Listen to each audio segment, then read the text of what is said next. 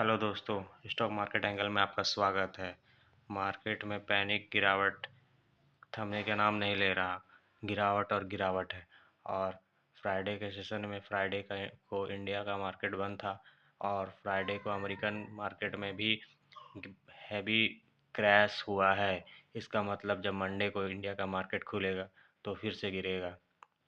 किसी का कहना है 10% गिरावट बाकी है, किसी का कहना है 15% और गिरेगा। अब ये मार्केट कहाँ जाके रुकेगा किसी को पता नहीं। चलिए देखते हैं ग्लोबल मार्केट का क्या हाल है। डॉ जोन्स 305% की गिरावट,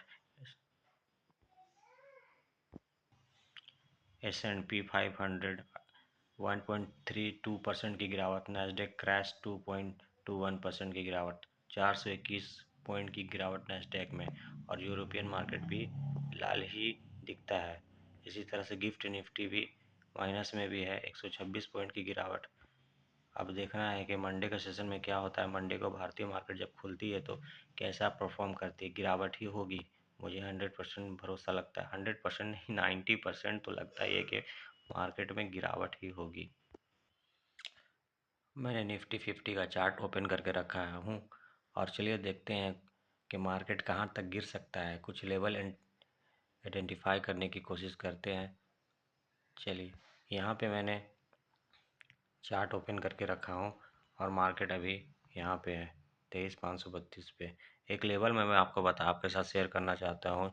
जब जब इलेक्शन का रिजल्ट आया था तो मार्केट यहाँ पे गिरा था, यहाँ तक गिरा था 21,324। और यहाँ से गिर के रिकवरी, साफ रिकवरी, वही दिन रिकवरी हो गई।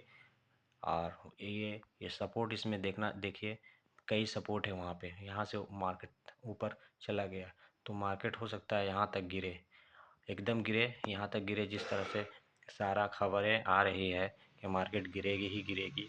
और पहले से जीडीपी का जो आंकड़ा है, इन्फ्लेशन जो है वो भी अच्छा आंकड़ा नहीं आया है, जिसकी वजह से मार्केट यहाँ तक गिर सकता है। एक और सपोर्ट उसके बाद 21,324 अगर टूटता है तो एक और निचला सपोर्ट यहाँ पे है। यहाँ पर 18,879 का है और वो भी टूटता है तो एक बहुत बड़ा सपोर्ट यहाँ पे है। यहाँ पे जब का कोरोना काल आया था तो मार्केट बढ़ता गया, 7,500 से बढ़ के 18,000 तक चला गया था। उसके बाद फिर से गिरावट हुई, गिर के यहीं पे सपोर्ट लिया था 16,806 पे। और फिर से मार्केट मुड़ के नहीं देखा और 26,000 चला गया। इस तरह से यहाँ पे कुछ आइडेंटिफाई करने की कोशिश किया हूँ मैंने। यहाँ पे ये सपोर्ट है और अब देखना है कि आगे क्या होता है। इसमें बहुत बड़ी भागीदारी एफआईआई की भी है, जो हमेशा 1.5 महीने से सिर्फ सेलिंग ही किए हैं। 27 सितंबर से जो सेलिंग स्टार्ट किए हैं वो कर के अभी तक थमा नहीं है। मार्केट कैपिटल बीएससी का मार्केट कैपिटलाइजेशन 620 बिलियन, 620 बिलियन कम हो गया है। जो मार्केट कैपिटलाइजेशन होता था वो 620 बिलियन कम हो गया है। इस तरह से 620 बिलियन डॉलर कम हुआ है, ना कि इंडियन करेंसी।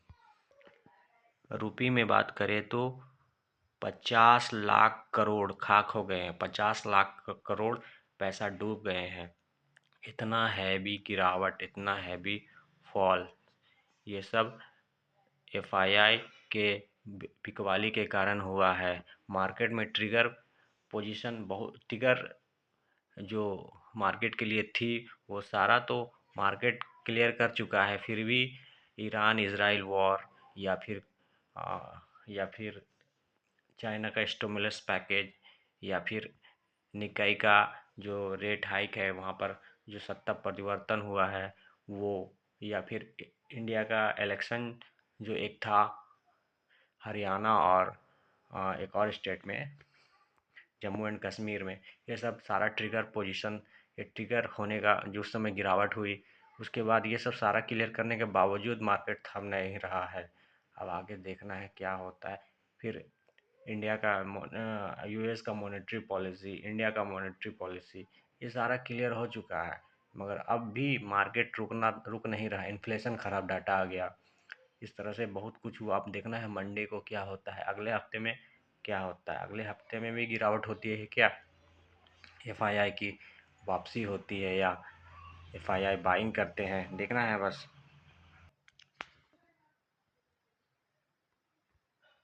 एफआईआई की बात, एफआईआई 14 तारीख का जो मार्केट था उसमें भी सेलिंग ही किए हैं। यहाँ पर देख सकते हैं आप कितना हैवी सेलिंग है। यहाँ पे 1800 करोड़ का सेलिंग, और डीआईआई फिर से बाइंग। इसी तरह से उसके उसके नेक्स्ट सेशन में भी आप देख सकते हैं यहाँ पे 6000 करोड़ का बाइंग है डीआई की तरफ से। एफआईआई 2500 का सेलिंग है 13 नवंबर को।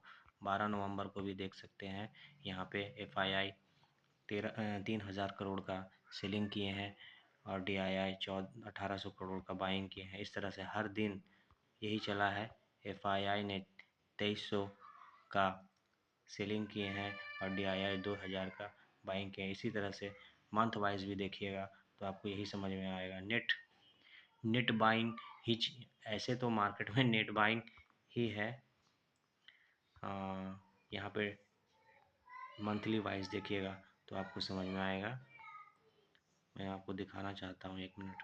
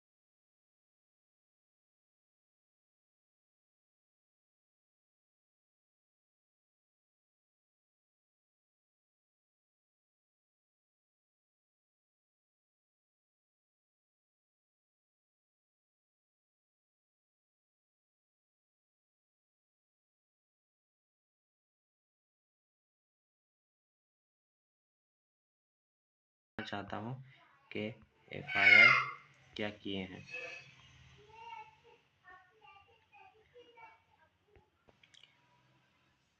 एफआईआई का डाटा लेकर मैं आया हूँ। नवंबर में अब तक 26,000 का बाइंग, अक्टूबर में 1 लाख का बाइंग, 1,07,000, सितंबर में 31,000 का बाइंग, अगस्त में 48,000 का बाइंग, 23,000 का बाइंग, 28,000 का बाइंग, 55,000 का बाइंग, 44,000 का बाइंग, 56,000 का बाइंग, 25,000 का बाइंग, 26,000 का बाइंग, 12,000 का बाइंग, 14,000 का बाइंग, 28,000, 20,000, 25,000, 2,000 सेलिंग, 4। मतलब कि मार्केट में सिर्फ बाइंग कौन कर रहा है, डीआईआई, और एफआईआई सिर्फ सेलिंग कर रहे हैं। मार्च में 3,000 का बाइंग, 2,216 करोड़ का बाइंग, अप्रैल में 30,000 का बाइंग, 19,000 का बाइंग, 31,000 का बाइंग,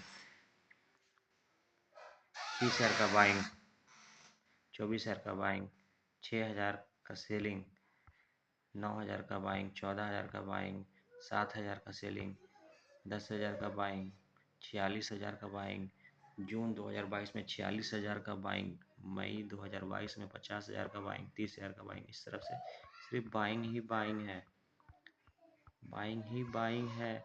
मतलब सिर्फ खरीदारी किए हैं, सेलिंग यहाँ पर थोड़ा सा है। ये कोरोना काल का है, ये देख सकते हैं। नवंबर 20, अक्टूबर 17, यहाँ पे पैनिक सेलिंग जब चल रहा था कोरोना काल में, उस समय का ये डाटा है।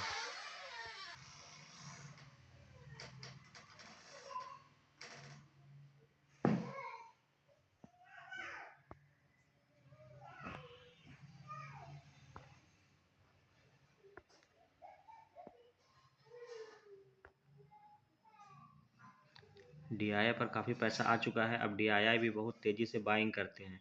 4,74,000 करोड़ का बाइंग कर डाला इस साल। 5 लाख के लगभग में। अभी 1 महीने का बाकी है एयर, तो और कितना बाइंग करेंगे। 2023 में 1,84,000 का, 2022 में 2,76,000 का, 21 में 94,000 का बाइंग, 20 में 36,000 का सेलिंग। इस तरह से देख सकते हैं 1 लाख का, 90,000 का 17 में। इस तरह से DII का एक्टिविटी रहा है। तो अब मैंने 2008 से 2024 का डाटा दिखाया। इस तरह से इन्फॉर्मेटिव वीडियो और नॉलेजेबल वीडियो का देखना चाहते हैं तो प्लीज़ मेरा चैनल को सब्सक्राइब कर लें, मेरे चैनल को सपोर्ट करें, सब्सक्राइब करें, शेयर करें, लाइक करें, कमेंट करें और इनकरेज करें। मैं इस तरह से इन्फॉर्मेशन आप लोगों तक मैं पहुंचाता रहूँगा। प्लीज़ प्लीज़ प्लीज़ मेरे वीडियो को लाइक कर लें, सब्सक्राइब कर लें। वीडियो देखने के लिए धन्यवाद।